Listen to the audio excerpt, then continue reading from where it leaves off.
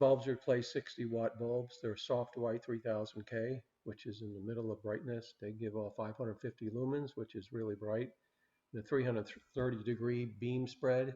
They are dimmable. I don't use them that way. They have an E12 candelabra base. They look like a large flame, a CFC shape. And they have about 10,000 hours, 9 years lifespan with a 2-year. Let's see what they look like.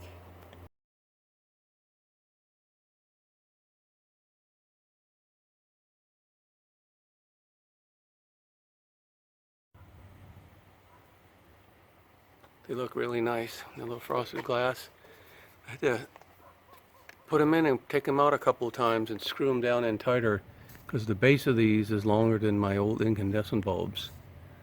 So this is an old year 2007 light. Looks good. They're really bright. Not too bright. They're soft white. If there was like sunlight, we wouldn't be able to use them. But they're supposed to give you a little